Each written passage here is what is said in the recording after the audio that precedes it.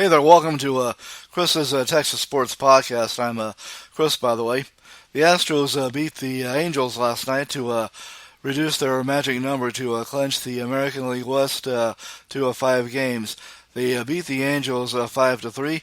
The game was tied going into the bottom of the 8th inning when John Singleton drove in 2 runs with an RBI double. The Texans play the Vikings on Saturday.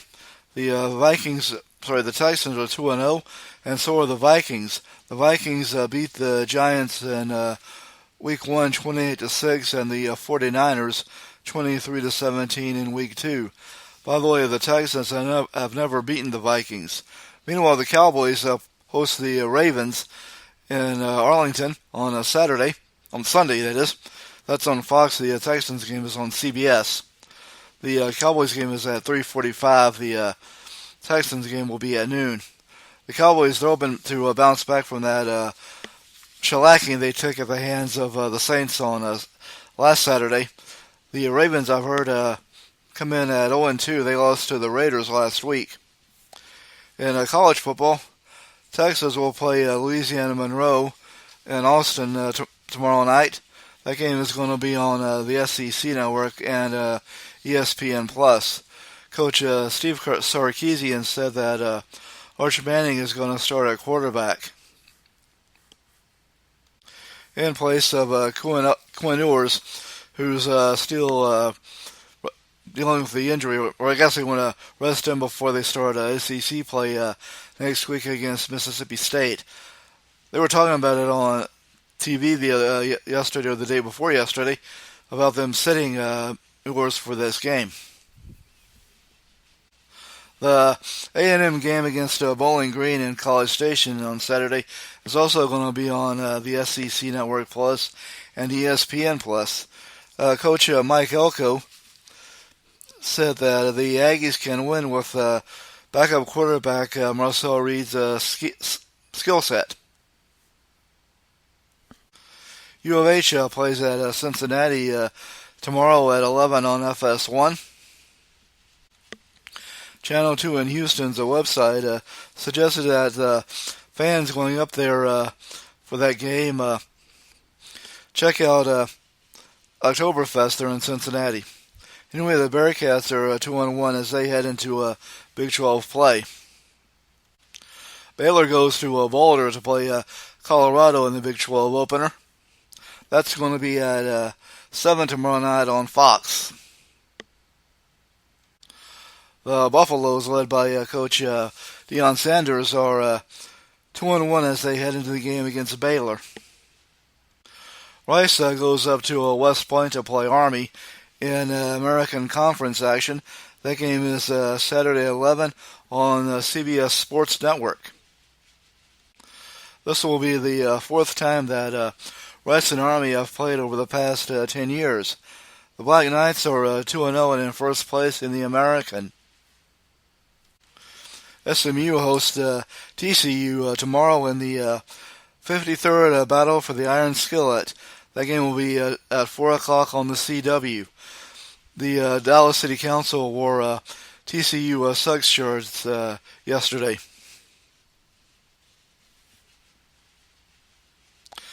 SMU was at the bye week last week, while TCU lost to UCF.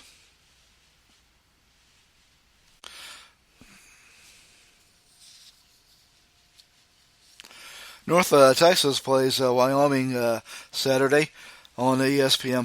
The kickoff is around 6. The Mean Green are dealing with injuries as they head into the game. The Cowboys are the Wyoming Cowboys, that is, are winless to start the season. They play in the Mountain West. Texas Tech hosts Arizona State on Saturday at 2:30. That game is on FS1. Sam Houston plays New Mexico State on Saturday on ESPN+.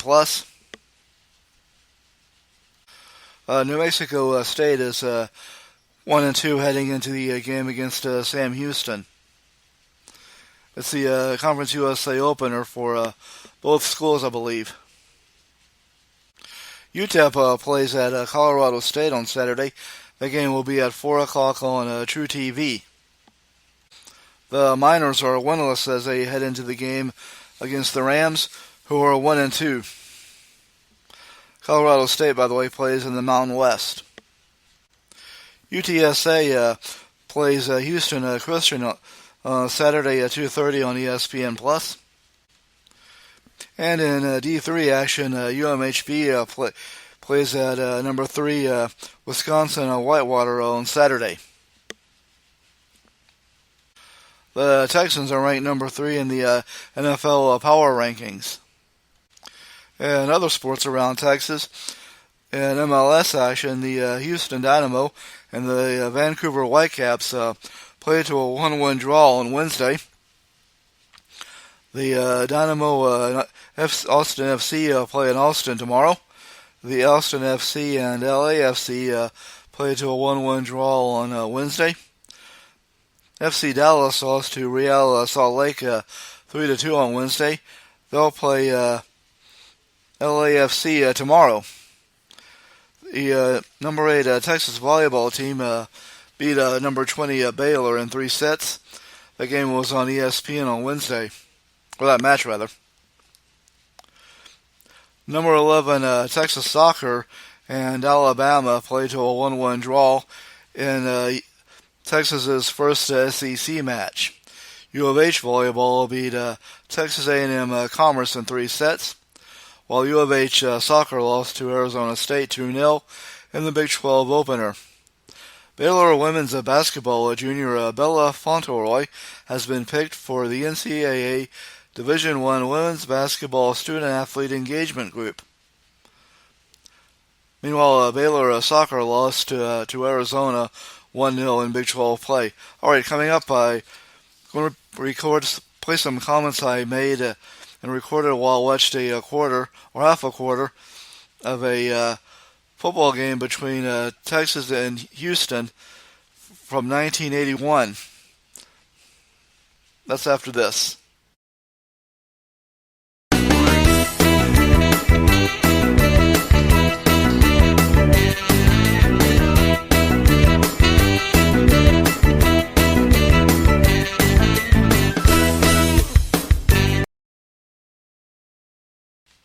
Okay, now here are my comments while I watched a half a quarter of the football game between UT and U of H from November of 1981.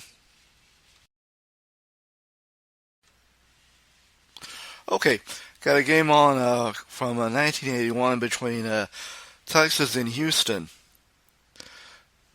in college football in a Southwest Conference matchup. Played in the Astrodome.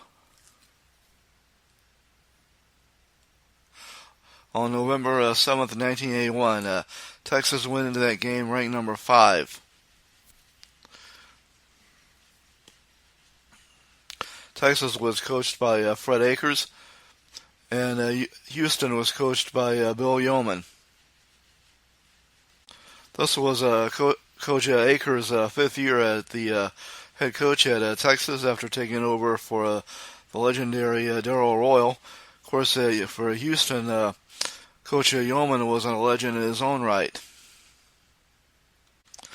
Well, in Texas's first drive to open the game, U of H held them to a 3-and-out. The Texas punter, don't quite know what his name was, but he punted barefoot. At U of H, Coach Yeoman is one of those credited with creating the veer option offense, where the quarterback has the choice to either keep the ball, pass it, or pitch it to a running back. When I lived in Houston in the late 70s, when I was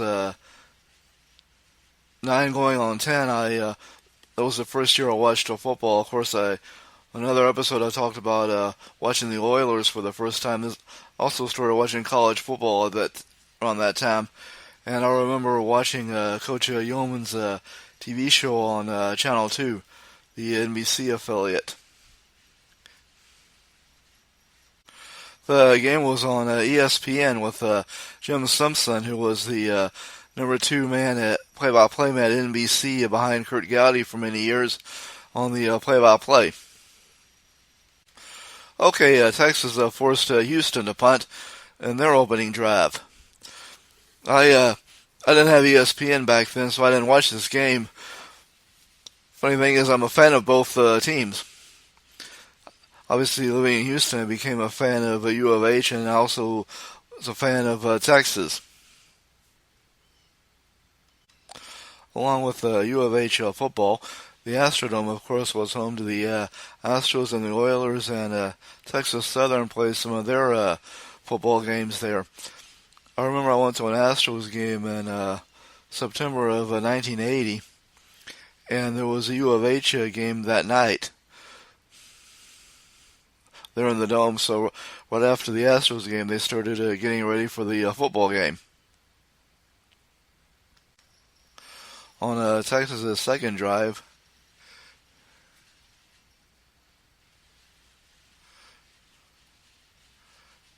Houston intercepted the pass from the Texas quarterback. Houston got on the board first with a quarterback keeper. The extra point was good, and it was 7-0 Houston. They showed a wide shot of the scoreboard in the Dome, and there was the Astros 1980 Western Division Championship banner was up there. 1981 was the start of even though the Astros made the divisional playoffs that were set up because of the 81 baseball strike, and the Rockets had made the NBA Finals. It was the start of a period where the only team that had any success was U of H basketball, where they made it to the Final Four in 82, 83, and 84, and to the NCAA championship games in 83 and 84, where they lost to NC State and Georgetown. The Phi Slama Jam era with Olajuwon and Drexler. The quarterback for Houston, who ran that quarterback keeper for the touchdowns, name was Lionel Wilson. Todd Dodge, who was a successful high school coach in Texas, was the backup quarterback for Texas back then. You know, with this video being over 40 years old, the picture is kind of fuzzy. So still a good quality, or still holds up rather. But from what I could tell, it looks like the most of the crowd was in the lower section of the part of the Dome. There might have been some in the upper sections. Of course, obviously, a lot of the fans there were probably just fans, living in Houston, who were U of H fans, and also UT fans who had no ties to the school, either school. They didn't go there, or didn't have any of their children going there. Yeah, most of the crowd seems to be in the lower two sections of the Astrodome. Pretty sure those tickets were cheaper than Oilers tickets would have been. I mean, I'm just making a guess. I didn't go to any U of H games when I lived in Houston, but I'm guessing that you could just walk up to the box office and get a ticket. I remember doing that going to the Baylor games years later. Now I've heard the tickets for UT games are pretty hard to get because they pretty much sell out every game. So the UT games are in Austin. I actually saw Texas play Baylor on Thanksgiving back in 1994 in Waco. Houston missed on a field goal that would have put them up 10-0. So Texas takes over on. I wasn't mistaken on the name of the Texas starting quarterback. His name is Rick McIver. McIver went over to the sideline to talk to Coach Akers, and I saw the quarterback I mentioned earlier, Robert Brewer, there on the sidelines. Anyway, this game ended in a 14-all tie. Texas went on, After that, Texas went on to win its next 4 games, beating TCU, Baylor, A&M, and Alabama in the Cotton Bowl, where they ended up being ranked number 2 in the final AP poll.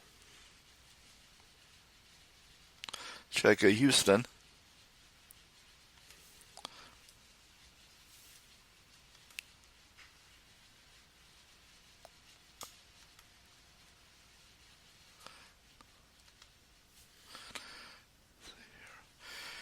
Houston went on to beat Texas Tech and Rice, and then lose to Oklahoma in the Sun Bowl.